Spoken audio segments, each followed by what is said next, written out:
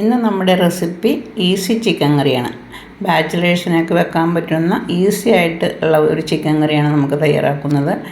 അതിനുവേണ്ടി ഒരു ചീനച്ചട്ടി സ്റ്റൗവിൽ വെച്ചിട്ടുണ്ട്. നന്നായിട്ട് ചൂടായി കഴിയുമ്പോൾ അതിലേക്ക് 1 ടേബിൾ സ്പൂൺ വെളിച്ചെണ്ണ ചേർത്ത് കൊടുക്കുക. വെളിച്ചെണ്ണ നന്നായിട്ട് ചൂടായി കഴിയുമ്പോൾ അതിലേക്ക് ഒരു സവാള വളരെ നൈസായിട്ട് അരിഞ്ഞതും കൂടി ചേർക്കാം. ഒരു 10 അല്ലി വെളുത്തുള്ളി നീളത്തിൽ അരിഞ്ഞതും, 2 പച്ചമുളകും, ഒരു ചെറിയ കഷ്ണം ഇഞ്ചി വളരെ നൈസായിട്ട് അരിഞ്ഞതും കൂടി ചേർത്ത് കൊടുത്ത് നന്നായിട്ടൊന്ന് വഴറ്റിയെടുക്കുക. ഒന്ന് വഴറ്റി വന്നതിന് ശേഷം അതിലേക്ക് നല്ല ഫ്രഷായ കറിവേപ്പില കുറച്ച് ചേർത്ത് കൊടുക്കാം. ഇനി എല്ലാം കൂടി നന്നായിട്ടൊന്ന് വാടി വരുമ്പോഴേക്കും അതിനകത്തേക്ക് നമുക്ക് മസാലപ്പൊടികൾ ചേർത്ത് കൊടുക്കാം. വളരെ ഈസി ആയിട്ട് വെക്കാവുന്ന ഒരു ചിക്കൻ കറിയാണിത്. ഇനി ഇതിലേക്ക് നമുക്ക് 1 ടേബിൾ സ്പൂൺ നല്ല എരിവുള്ള മുളക് പൊടിയാണ്, അതുകൂടി ചേർക്കാം. 1/4 ടീസ്പൂണിൽ താഴെ മഞ്ഞൾപ്പൊടി, 1 ടേബിൾ സ്പൂൺ മല്ലിപ്പൊടി, 1 table spoon chicken masala, 1/2 table സ്പൂണിൽ താഴെ കുരുമുളക് ചതച്ചതും കൂടി ചേർത്ത് കൊടുത്ത് നന്നായിട്ടൊന്ന് വഴറ്റിയെടുക്കാം.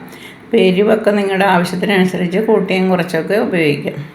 അത് നന്നായിട്ട് മസാല വഴണ്ട് വരുമ്പോഴേക്കും അതിലേക്ക് ഒരു തക്കാളി നീളത്തിൽ മുറിച്ചതും കൂടി ചേർത്ത് നന്നായിട്ട് വഴറ്റിയെടുക്കുക. തക്കാളി ഒന്ന് വാടി വരുമ്പോഴേക്കും നമുക്ക് ചിക്കൻ ചേർത്ത് കൊടുക്കാം. ചിക്കനും കൂടി ചേർത്ത് നന്നായിട്ടൊന്ന് വഴറ്റിയെടുക്കുക. അപ്പോൾ ഈ മസാലയിൽ കിടന്ന് തന്നെ ചിക്കൻ നന്നായിട്ടൊന്ന് ഒരു 2 മിനിറ്റ് ഒന്ന് ഇതുപോലെ ഇളക്കിക്കൊണ്ടിരിക്കുക. അപ്പോൾ മസാല ഈ ചിക്കനിലേക്ക് വെളിച്ചെണ്ണയും മസാലയൊക്കെ ചിക്കനിലേക്കൊക്കെ പിടിച്ച് നല്ല ടേസ്റ്റ് ആയിരിക്കും കറിക്ക്.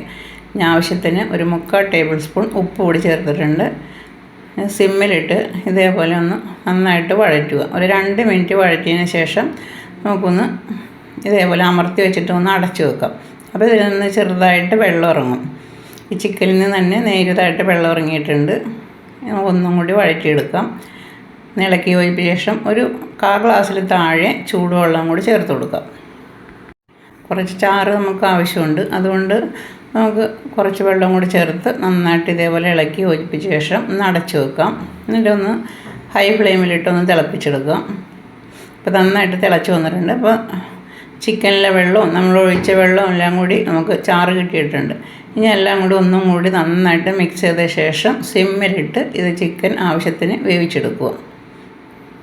ഒന്ന് അടച്ചു വെക്കാം. ചിക്കനൊക്കെ നന്നായിട്ട് വെന്തിട്ടുണ്ട്.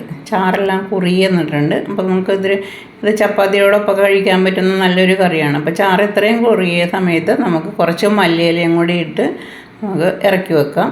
വളരെ സിമ്പിളാണ്, പെട്ടെന്ന് തന്നെ നമുക്ക് ഉണ്ടാക്കാൻ പറ്റും, ഒരു ബുദ്ധിമുട്ടുമില്ല.